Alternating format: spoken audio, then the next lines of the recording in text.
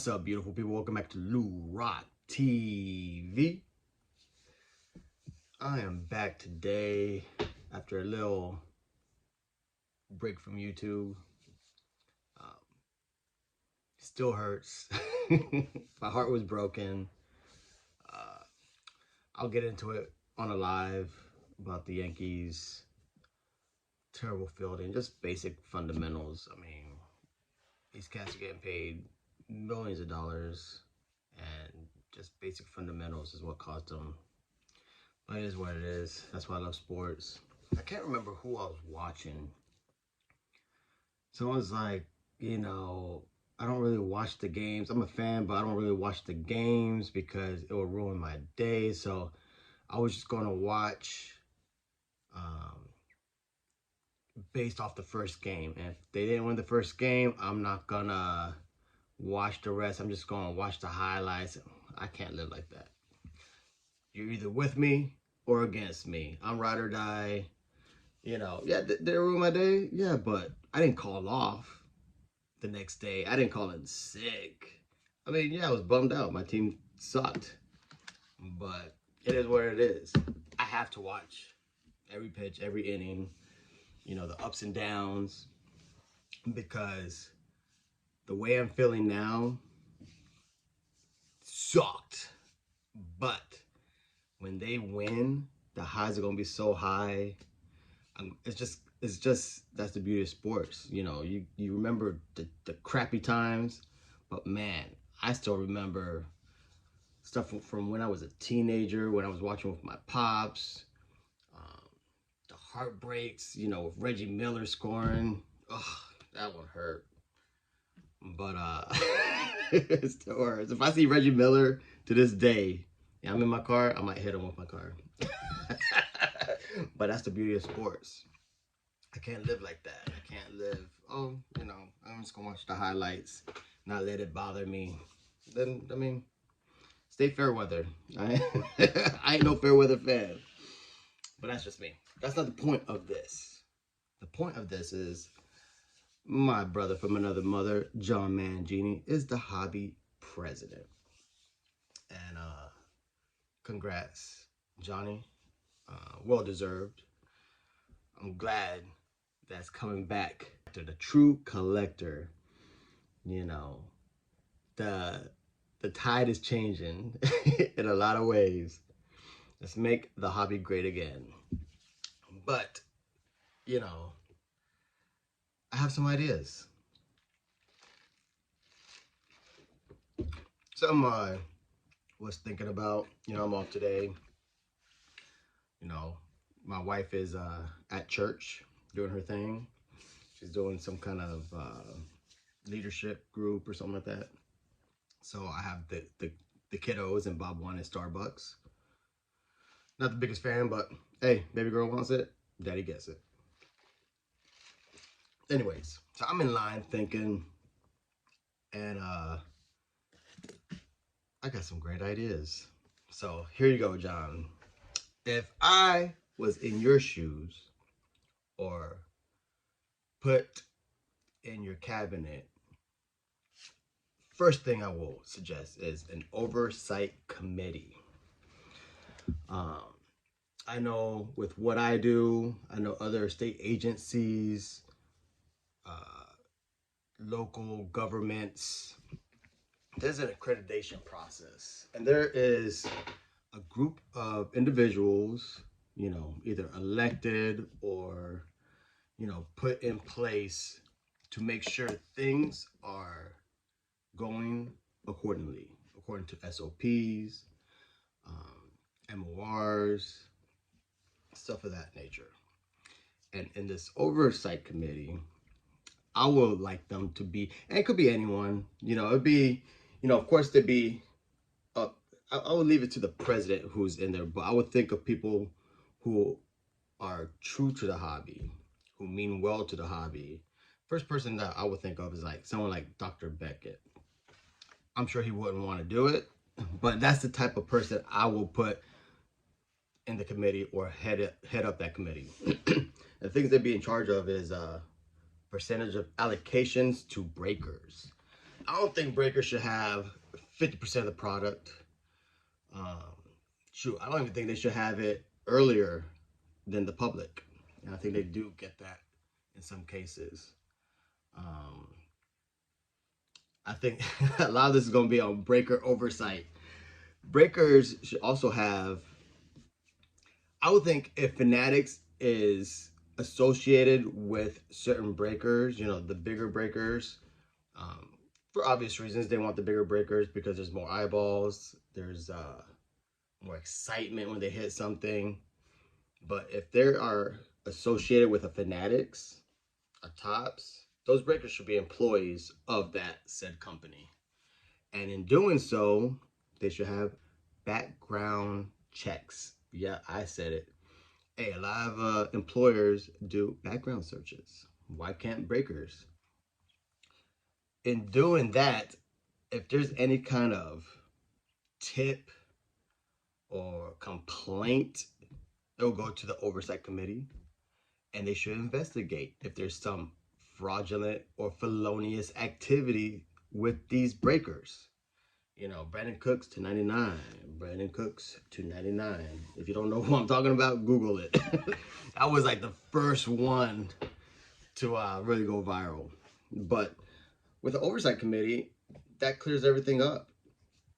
And I think it makes sense. I mean, if you're associated with breakers, I know at my car shop to get allocation, you have to be affiliated with Fanatics now. And he never did shows, but now he's going to shows. He went to New York. He did all kinds of stuff. So it's very simple. If you want to get associated with them, you're an employee. You should be subject to background searches, uh, investigations, like internal IA. Just makes sense, and I think it will clean up the hobby 1000%.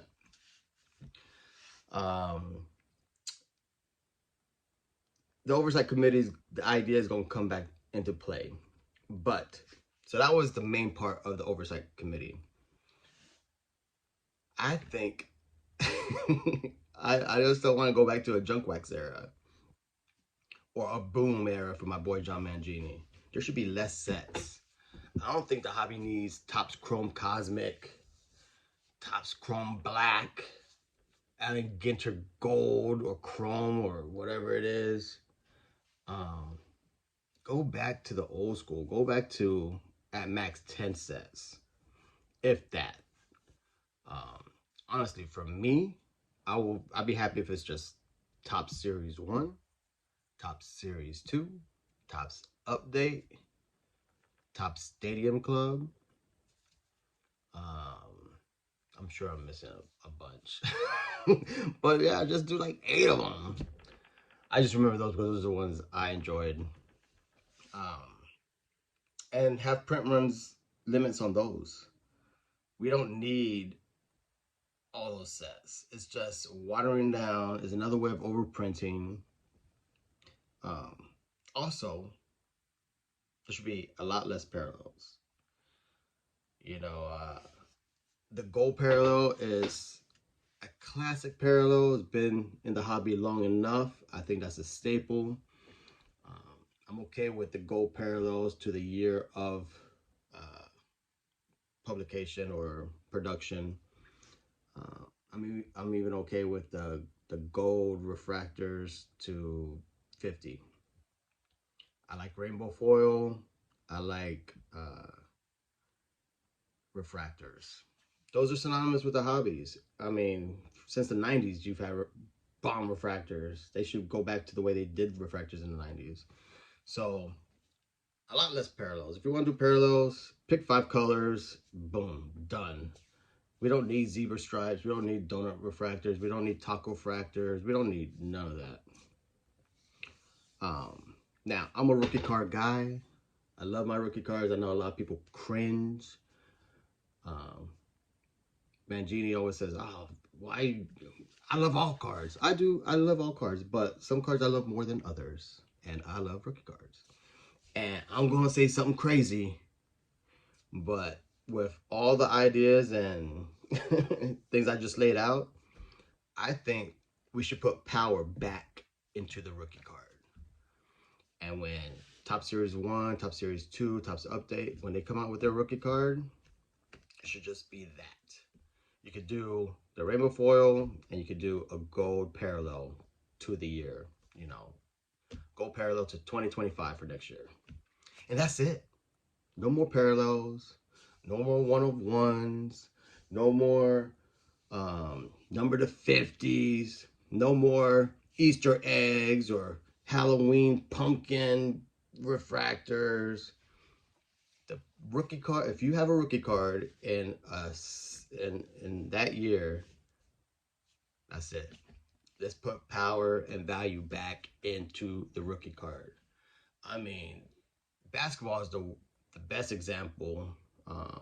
Sure, I mean, baseball has great examples with Jackson Holiday and Jackson Cheerio and Jackson Merrill, I think it is. Wemby is the best example. That's why I thought of basketball first. Zion was another one. They make so much. I mean, there's sets dedicated to Wemby, and it just makes no sense. Zion had the same thing. It's just overproduction. The kid has 1,000 rookie cards. That makes no sense. If you have a rookie, so I'm proposing, if you have a rookie card, gold parallel, rainbow foil, and that's it. I don't need 20,000 parallels of that rookie card. Let's put power back into the rookie card. That way, when you hit that rookie card in a pack, you're not disappointed.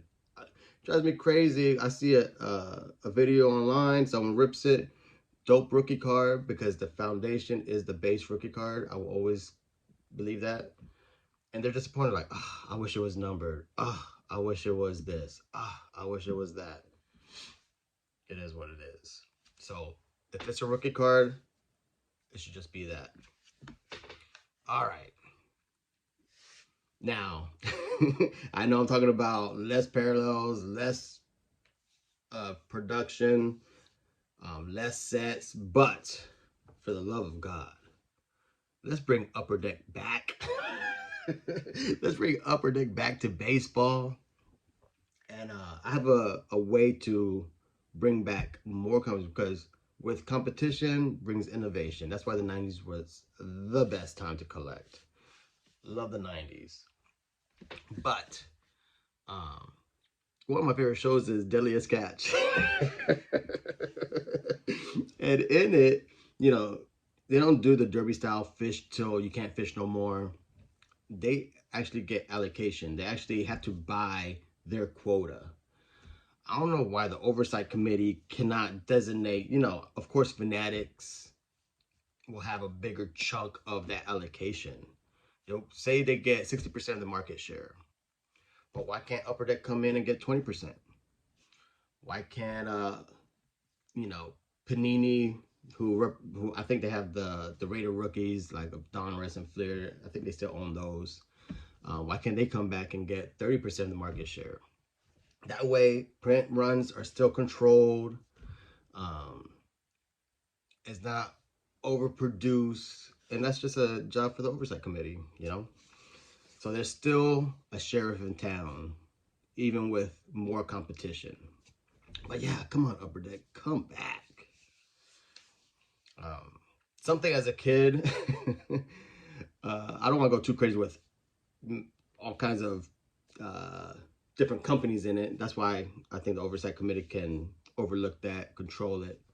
But as a kid, one of my favorite things was going to the supermarket and running towards the cereal aisle and getting baseball cards in cereal boxes. So for the kids, for the children, because the children are our future, let's bring cereal cards back into the hobby. That'd be so cool. Post cereal, cut out the back. Kellogg's had the 3Ds inside the box. Man, I think it would be great for the economy, the cereal economy. I'll start buying cereal boxes again. Cereal cards back into the hobby. Let's do it. What else am I missing?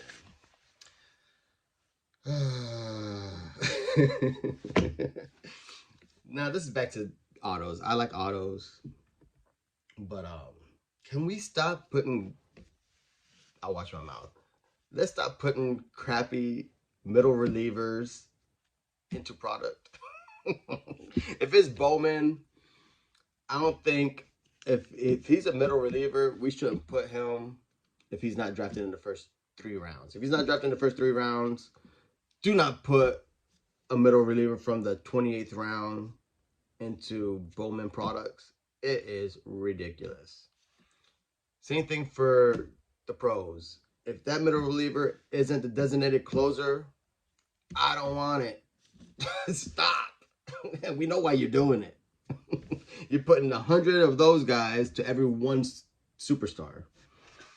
Do it like the 90s. If you're going to have an auto, be an all-star or be a Hall of Famer. That's how they did it when they first came out in the game.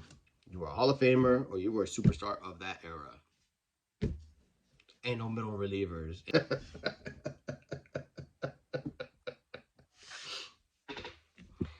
No more middle relievers in products. All right. And the last thing is to grading. I do have graded cards. I'm not opposed to it. It doesn't really matter to me, honestly. But I think too much is put on the number of the card. And from what I remember, grading was for authentication, so the buyer felt safe because it was a third party with no interest telling you this card is real. Look, I've been collecting a long time. I'm 43 years old, and I know when a card looks good. So I think, I do understand the importance of the registry. I was going to say something about the registry, but I wouldn't change it because the people on the registry are collectors. They're buying 10s because they want the highest example of their card. So I could respect that. So the registry is the registry. People are competitive. I play sports. People are competitive. It is what it is. I'm okay with that because the registry, I think, is built for collectors. I mean, collectors with deeper pockets, but collectors. But I think there should be an option. If I send a card in and I don't want it graded, I'm just authenticate it. Because sometimes the numbers are distracting to me anyways. Dylan is the biggest proponent of eye appeal, centering,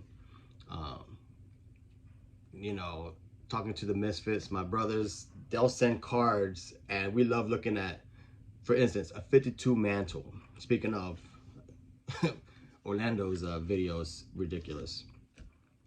Go check that out.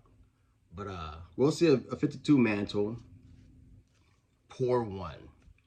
Now, not all ones are created equal. You'll have a beautiful centered example of a 52 mantle in a 1. And then you have another one that's beat to heck. Writing, marks, but still pure, a pour 1. I would just like to have the authentic guarantee on the PSA slab. Just tell me it's authentic. And let the collector decide, that's a great looking card. I'll take that card. I don't know. It's just me. I will, if that was an option on some nice vintage cards, I'll probably get that. Same thing with SGC. Sometimes that number is distracting. Sometimes a lot of the collectors don't agree with the number.